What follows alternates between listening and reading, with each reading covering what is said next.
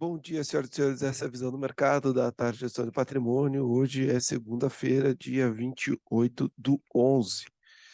Rapidinho, eu ainda não recebi o Focus de hoje, então vai ser o Focus, esse é o Focus desatualizado.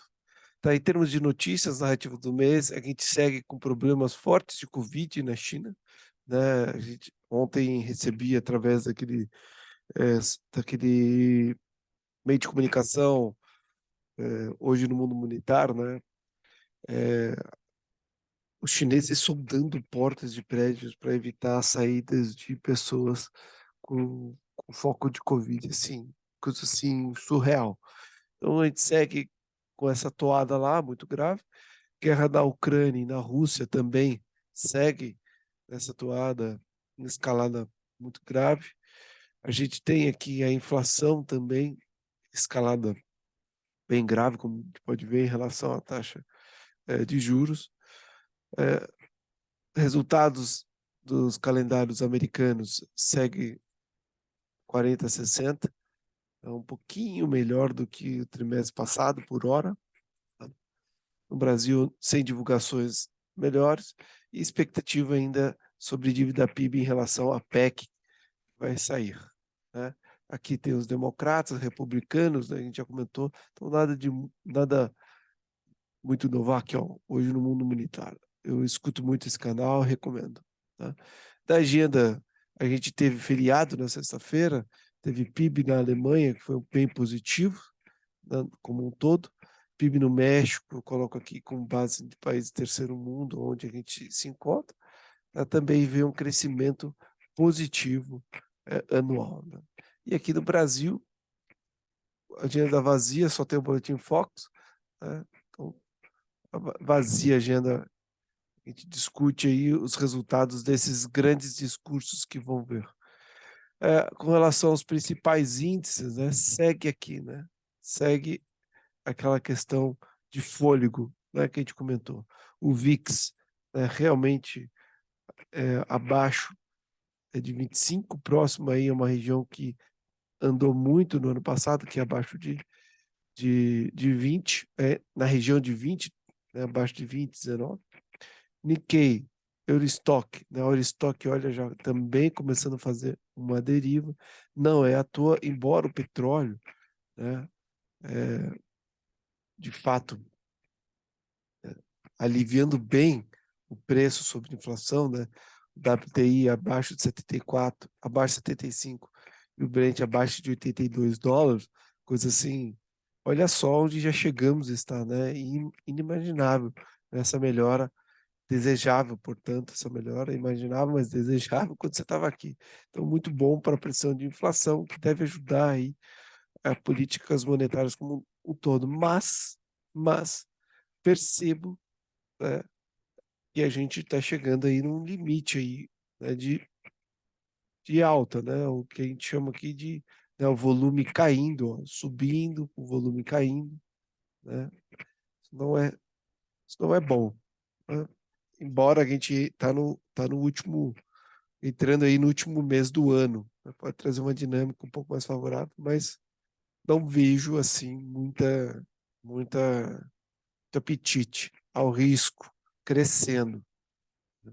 A gente vê aqui os bonds fechando taxa, né? Então notícia boa, a gente vai ver a taxa aí efetivamente daqui, né? 10 anos 3,60, isso aqui já foi 4,17. Então é uma notícia boa para o mercado como um todo, né? O risco sistêmico como um todo vai diminuindo, né? Ou seja, começa-se a financiar a economia americana por aqui.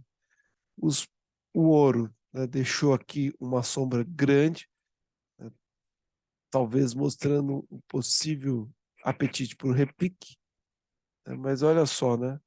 A região, né, depois de ter subido, né, houve um bloqueio de avanço. A gente comentou sobre isso. O minério de ferro, né, uma leve queda, já começou a semana com uma queda, eu acho que em função de tudo que aconteceu ali na China, ou tem acontecido esse final de semana com relação à Covid. Então, aqui, os principais índices orientais, tudo no vermelho, os principais índices europeus, tudo no vermelho, o futuro americano também no vermelho. A única coisa positiva aqui que é bom ficar no vermelho é os bonds dos 10 anos, né? Onde vai fechando taxa, vai diminuindo, isso é positivo. Bitcoin na casa dos 16 mil dólares e Ethereum na casa abaixo de 1.200 dólares. Né? Minério de ferro aqui, 92 dólares. E aqui no Brasil, né? A gente teve aí um mês totalmente, enfim, não esperado, depois de a gente ter tido um outubro positivo, a gente tem um mês, novembro, negativo, né? E teve um dia de 2,7 de alta com 2,5 de queda, né? Muito fortalecendo aqui. A gente tem essa semana, tem poucos dias, tem 3 dias para mudar a cara desse mês. É possível, né? Subir aí, de repente, 6% em 3 dias é possível, mas a dinâmica é muito ruim, né? Vamos ver se em dezembro a gente tem melhor sorte para a Bolsa. Fato é que a Bolsa sobe 3,9 no ano, tá perto aí para poupança. Tá? Os estrangeiros têm um estoque positivo em índice e fizeram uma manutenção nesse estoque. Os nacionais têm um estoque negativo e aumentaram bem essa posição na sexta-feira. Com relação ao dólar, os estrangeiros têm uma posição comprada no dólar e aumentaram essa posição na sexta-feira. E aqui os nacionais têm uma posição vendida, mas diminuíram essa posição na sexta-feira, puxando o dólar para cima. E aí, olha só, né? Que coisa feia, né? A gente tem uma alta, né? A gente chegou a comentar desse movimento, mas logo em seguida devolveu tudo numa região de suporte.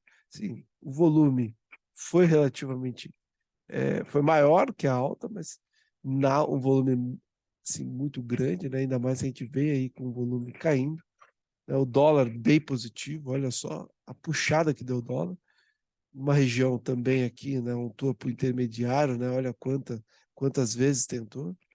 E o futuro de índice, de DI, também aqui puxando para cima, né? Um volume relativamente fraco, da, um volume caindo quando você tem isso aqui, uma divergência aqui.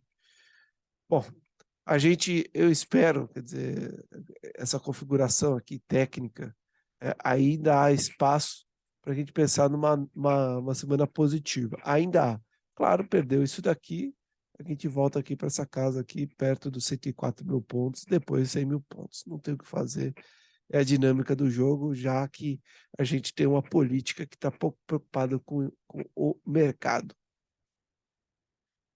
Então, Petrivale caiu 0,34, os demais ativos caíram 2,30, no agregado 2,5, né?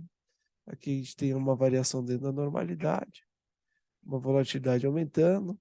Aqui a gente tem a abertura dos contratos daí, o que justifica toda essa revisão para baixo dos índices, né? A gente vê a volatilidade, olha no DI, a volatilidade como está muito acima da média de 21 dias, né? Volatilidade do Fixa 11, do IMAB, olha só, o ouro, né? Até da Bovespa, todos, né? Até do dólar futuro, volatilidade aumentou muito em relação à média dos últimos 20 dias. CSN é a única que ficou positivo, né? Uma semana bem desastrosa. Aí, um dia bem desastroso. A semana até que ficou show positivo para utilidade pública e a gente teve CPLI que subiu só em um dia 22%, né? Porém, né, subiu um pouquinho aqui, ó, semana, né, 18% na semana, então levou positivo, né? Mas não é mais triste. Aqui, Bova 11 subiu aqui 0,21 na semana. Provavelmente. Os maiores altos na semana, no mês e no ano. Destaque para a siderurgia, GBR subiu 22% no mês. Bom, segue aqui os indicadores de volatilidade que a gente acompanha de alguns ativos, né? O que tem chamado a atenção, o saldo do BTC aproveitaram na sexta-feira e também para dar uma aliviada, né? Olha só, novembro diminuiu bem, né? Chegamos já está com 11 milhões de contratos em aberto, já diminuiu bem, né? Então é o que dá uma certa esperança de que realmente houve um alívio, que a gente pode continuar um movimento um pouco mais de recuperação até o final do ano. Então, aqui os mais alugados, os mais devolvidos, aí o estoque aqui em relação ao free float. E aqui os juros, né? Olha só que abertura feia da taxa de juros aqui, da taxa pré. A inflação implícita até ficou estável. Então, os juros nominais é a inflação mais inflação implícita mais pré, vamos dizer assim. Então, a gente viu que a pré subiu e aqui está pré subindo aqui em relação à inflação implícita, né? Taxa do IPCA. A longa aqui, né? Ficou embananado, né? Tá feio, tá feio. Não precisava estar assim, só com uma sinalização um pouco melhor, né? Enfim, parece que esse governo não acreditava que seria eleito. Bom, basicamente é isso. Agradeço a atenção de vocês até aqui. Desejo para vocês uma boa semana e, se Deus quiser, até amanhã.